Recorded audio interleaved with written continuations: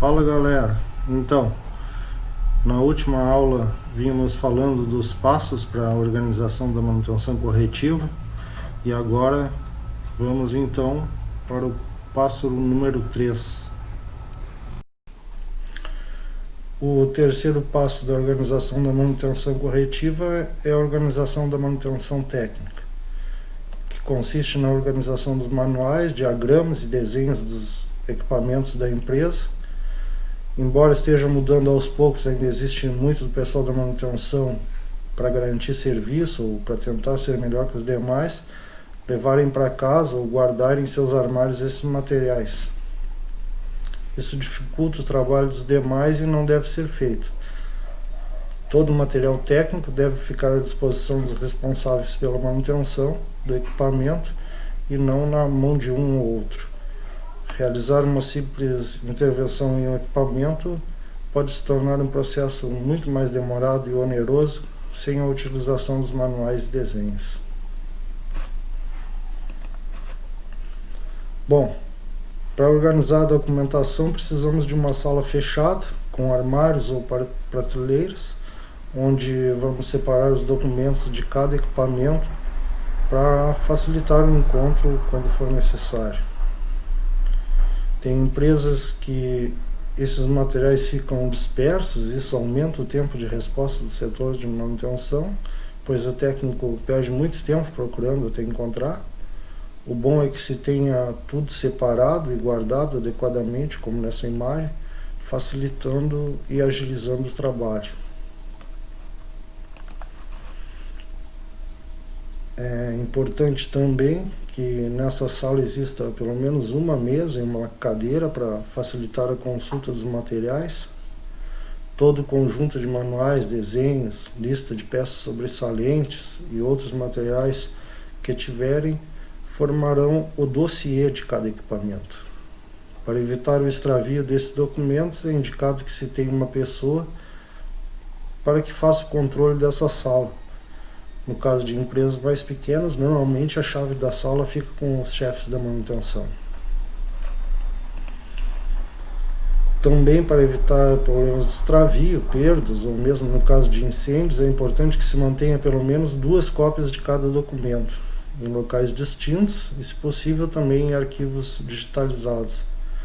No caso de circuitos elétricos, pneumáticos e hidráulicos, além das cópias, a gente costuma deixar uma cópia colada nas portas dos quadros de controle. Isso diminui o tempo de ação da manutenção, no caso da ocorrência de alguma falha. Os esquemas de controle nas portas do quadro, como mostrado na imagem, são muito utilizados para diminuir o tempo de resposta. Ao invés do técnico sair para buscar os esquemas, ele já vai estar ali na porta do quadro quando o equipamento apresentar alguma falha. E ainda tem a vantagem de não precisar ficar segurando durante o procedimento, pois ele já está fixo ali no quadro. O quarto passo, então, se refere à criação ou adequação das ordens de serviço.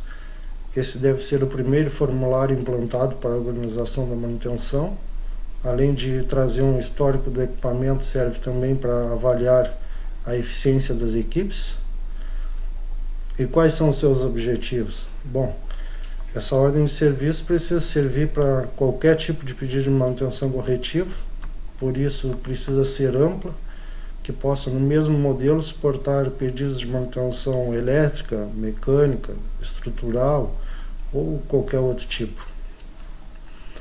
Outro objetivo das ordens de serviço é obter o detalhamento das ocorrências do equipamento, o seu histórico. Isso facilita a solução de futuros problemas e ainda serve como base para o planejamento da manutenção. Então, a ordem de serviço precisa permitir a solicitação de qualquer serviço corretivo, tanto da detecção de defeitos pela manutenção planejada, como por paradas inesperadas do equipamento, o que seria uma manutenção não planejada. Também precisa permitir o registro das atividades e observações realizadas, falhas, soluções, possíveis causas e como fazer a prevenção. Esses dados podem ajudar a evitar novas falhas ou, pelo menos, diminuir a frequência delas. A ordem de serviço deve ser o principal instrumento para a programação e controle dos serviços a executar e em execução. Através dela pode-se obter informações tanto do que deve ser feito quanto do andamento do que já está sendo realizado. Assim é possível programar novos serviços e também estipular prazos para o que já está sendo desenvolvido.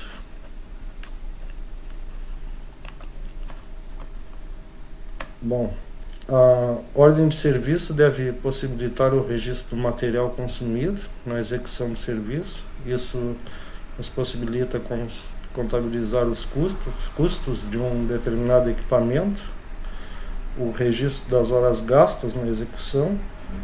Também é importante, pois assim como o material consumido faz parte dos custos do equipamento, ainda o registro do tempo improdutivo, ou seja, o tempo que o equipamento esteve em manutenção, que também é um dado importante em um custo do equipamento, e a especialidade de serviços executados, se foi mecânico, elétrico ou ambos, juntamente com o nome do técnico que realizou a manutenção, que pode assim ser facilmente encontrado no caso de haver algum problema.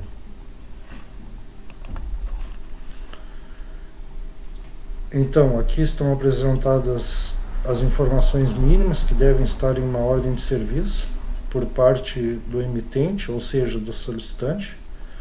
São a seção onde está o equipamento, qual é o equipamento e o centro de custo dele. Como assim, centro de custo? Bom, é o setor em que ele se encontra e ao qual vai ser atribuído a despesa gerada pelo equipamento. Também precisa do nome do solicitante, a data e a hora e a situação que o equipamento se encontra, ou seja, parado, trabalhando com limitações ou trabalhando normalmente.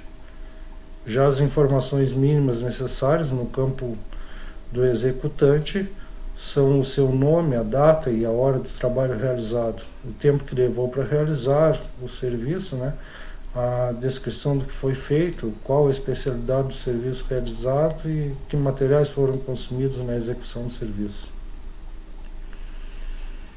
Bom, aqui temos o exemplo de uma ordem de serviço. Essa ordem é da Frasle e está também na apostila para que vocês possam ver com mais calma depois. Essa é a parte frontal e tem, como vocês podem ver, aqueles itens aqui, esqueci de passar o slide. E tem aqueles itens que comentamos e mais alguns outros que são específicos da empresa. Passando aqui já na parte de trás, temos o local onde vai ficar registrado os dias e horários de serviço executado e a matrícula do funcionário na empresa. Isso possibilita um maior controle e o acompanhamento do serviço.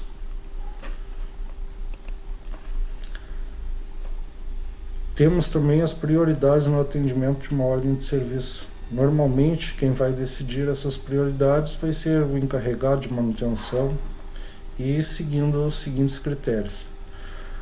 Prioridade 1 vão ser aqueles serviços de urgência e que necessitam de uma ação imediata e sem serem interrompidos até que seja concluído. Normalmente são máquinas ligadas diretamente ao setor de produção ou que envolvam algum tipo de risco para a segurança de terceiros ou da própria máquina. A prioridade 2, que vai ser destinada a serviços a serem iniciados no mesmo dia da solicitação, em ritmo normal e com uma data prevista para o seu término. Normalmente essa prioridade é dada a máquinas que estejam funcionando, mesmo que precariamente, e não comprometa a qualidade do produto nem a segurança, como por exemplo ruído ou vibração causada por rolamento.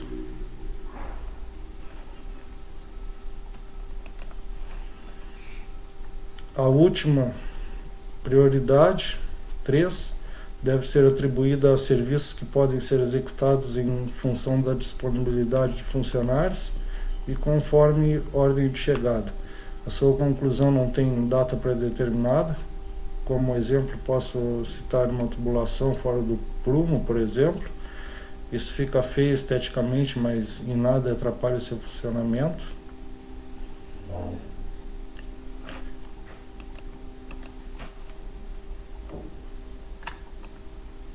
Bom, pessoal, por hoje era isso. Na plataforma Moodle vocês têm uma atividade a realizar, que é elaborar uma ordem de serviço com os componentes mínimos necessários. O detalhamento dessa atividade também está na plataforma e qualquer dúvida, entre em contato. Falamos hoje da organização da manutenção corretiva e na próxima aula falaremos da organização da manutenção preventiva. Todo o material que discutimos está na apostila de vocês. Um abraço a todos e se cuidem. Tchau, tchau.